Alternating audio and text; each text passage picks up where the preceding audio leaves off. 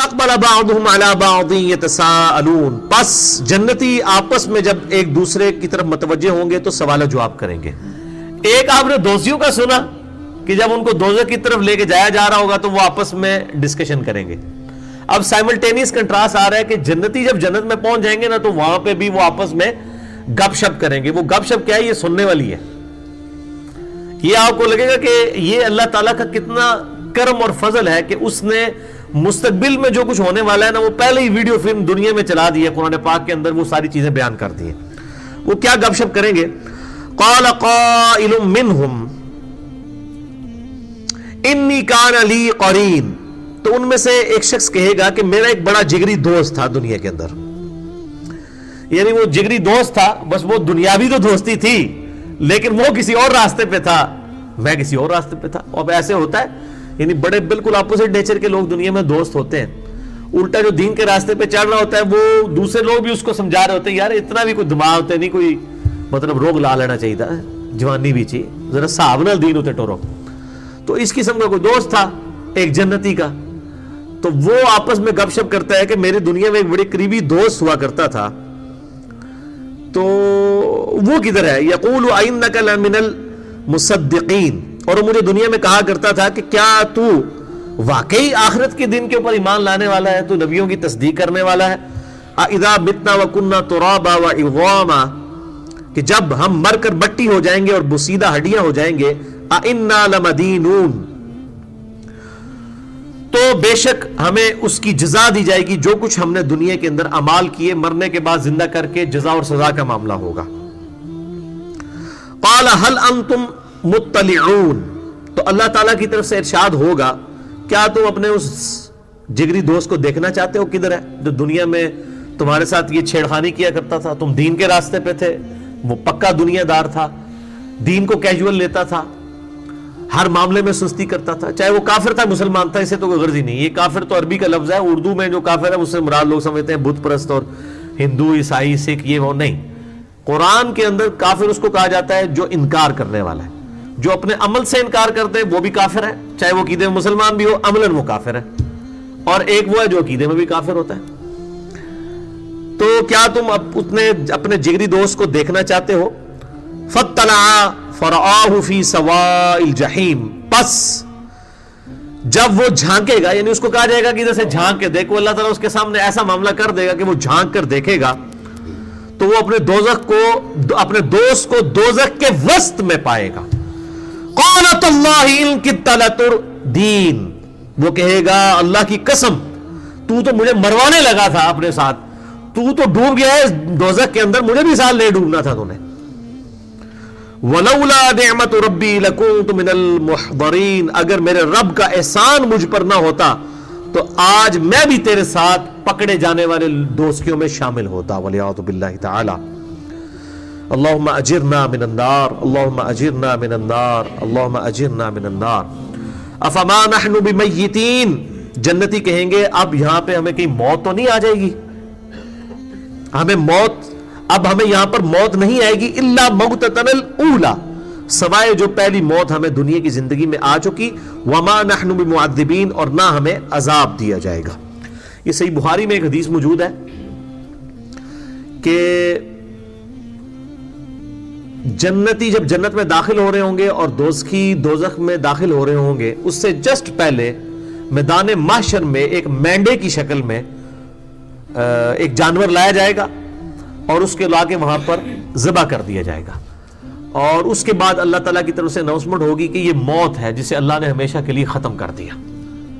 اور یہ خوشخبری ہوگی جنتیوں کے لیے، اور دوزخیوں کے لیے سب سے بری خبر ہوگی کہ ہمیں اب موت کوئی نہیں آنی، ورنہ تو موت آئے تو جان چھوٹ جائے نا۔ ثم لا يموت فيها ولا يحيى، پھر دوزخ کی آگ میں نہ تم زندوں میں ہوگے اور نہ مردوں میں۔ پھر قرآن حکیم میں آتا ہے کہ لوگ کہیں گے اللہ ہمیں موت ہی دے دے، سے بہتر ہے۔ اللہ فرمائے گا آج ایک نہیں ہزاروں موتیں مانگو تب بھی تمہیں موت نہیں آئے گی۔ اور پھر یہاں تک آیا کہ جب ان کی کھالیں جل جائیں گی ہم نئی کھالیں ان کو دیں گے تاکہ ان کے عذاب میں اور اضافہ ہو۔ وَلِعَوْذُ بِاللَّهِ تَعَالَى اللہم اجرنا من النار، اللہم اجرنا من النار، اللہم اجرنا من النار۔ تو جنتی کہیں گے اب ہمیں یہاں پر کوئی موت نہیں ہے سوائے ایک موت جو دنیا میں ہم چکھ چکے، اور ہمیں اب عذاب بھی نہیں دیا جائے گا. جو میں نے پہلے بھی حدیث بیان کی صحیح مسلم کی کہ جنتی جب جنت میں داخل ہوں گے 4 خوشخبری ہیں. نمبر 1 تمہیں موت نہیں آئے گی. نمبر 2 کوئی تکلیف نہیں آئے گی, بیمار نہیں پڑو گے. نمبر 3 تمہیں بڑھاپا نہیں آئے گا, ہمیشہ جوان رہو گے. اور نمبر 4 تمہارا خدا تمہارا رب تم سے کبھی ناراض نہیں ہوگا, ہمیشہ راضی رہے گا. ان ھذا لہو الفوز العظیم, اور بے شک یہ ہے عظیم الشان کامیابی.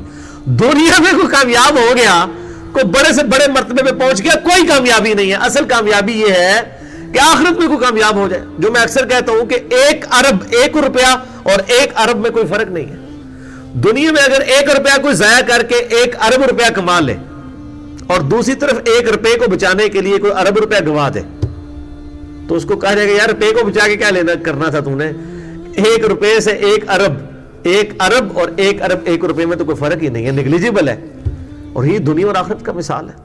صحیح مسلم میں حدیث ہے کہ دنیا اور آخرت کی مثال یہ ہے کہ جیسے کوئی سمندر میں انگلی ڈبوئے, انگلی کے ساتھ جو پانی لگتا ہے وہ دنیا کی زندگی ہے اور سمندر آخرت کی. اتنا کمپیریزن آپ ان امیجنیبل, ہمیشہ کی زندگی. تو جہاں پر وہاں پر اگر کوئی کامیاب ہوتا ہے نا تو وہ اصل میں کامیابی ہے. دنیا میں امیر سے امیر شخص کو بھی وہی آپ سمجھ لیں 6-7 فٹ کی قبر ملنی ہے, اس کو بھی اتنا ہی کفن پہنایا جانا ہے جو ایک غریب لاوارث, ایک فٹ پاتھ پہ مرنے والی لاوارث لاش کو ملنا ہے. اور قبر شاید دنیا میں کسی امیر شخص کی بڑی اچھی بنا بھی لی جائے, باہر بھی آپ مرمر لگا لیں, سنگ مرمر سے کچھ بھی مزین کر لیں, قبر کے اندر کے حالات تو نہیں کوئی چینج کر سکتا.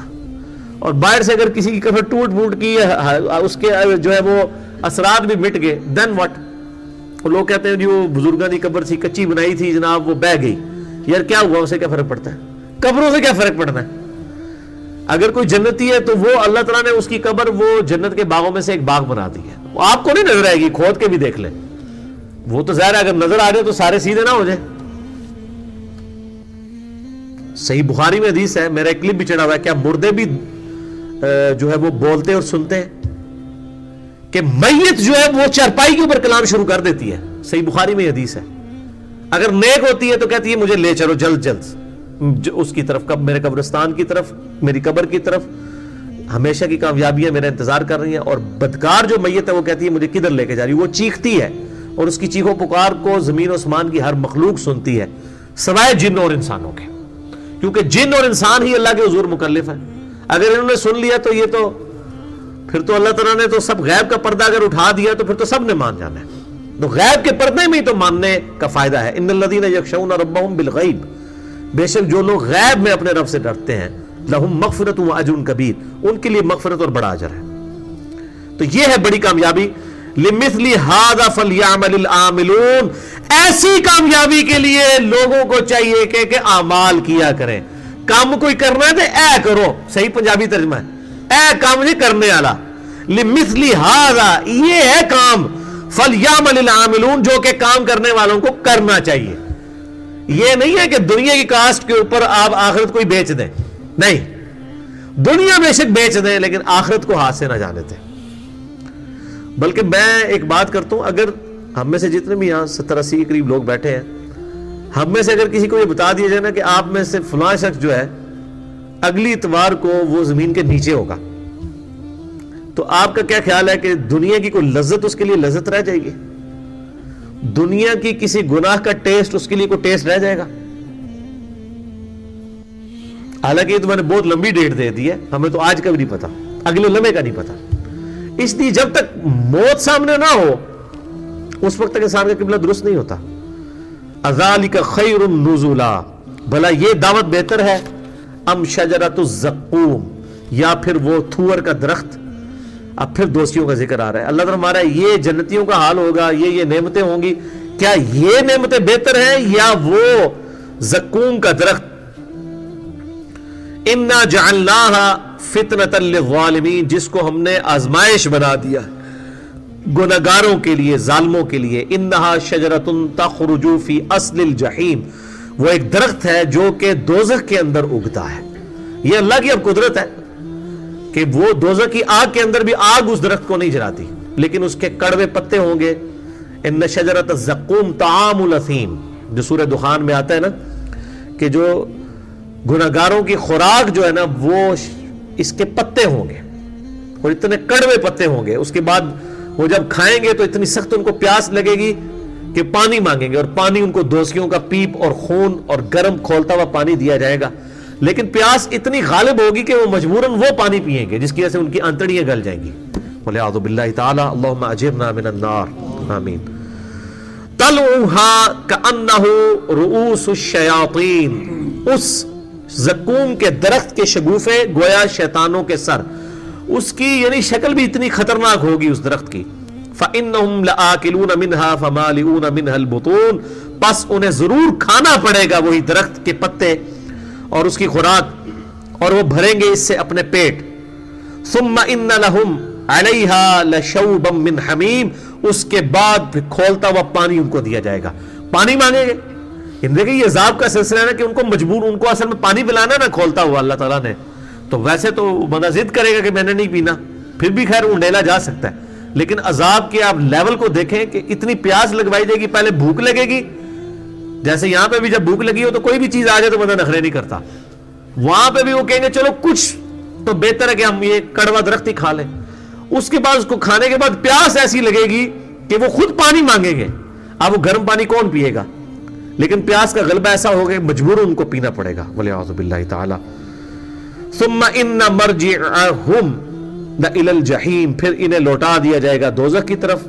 إِنَّهُمْ أَلْفَوْا آبَاءَهُمْ ضَالِّينَ, یہ وہ لوگ تھے جنہوں نے اپنے آباء و اجداد کو ہی گمراہی پہ پایا تھا, یعنی اپنے بزرگ بابوں کے پیچھے لگے رہے تھے, خود ہی انہوں نے کوئی دماغ استعمال نہیں کیا. فَهُمْ عَلَىٰ آثَارِهِمْ يُهْرَعُونَ, پس وہ بے سوچے سمجھے اپنے بزرگوں کے پیچھے ہی بھاگتے چلے جا رہے تھے.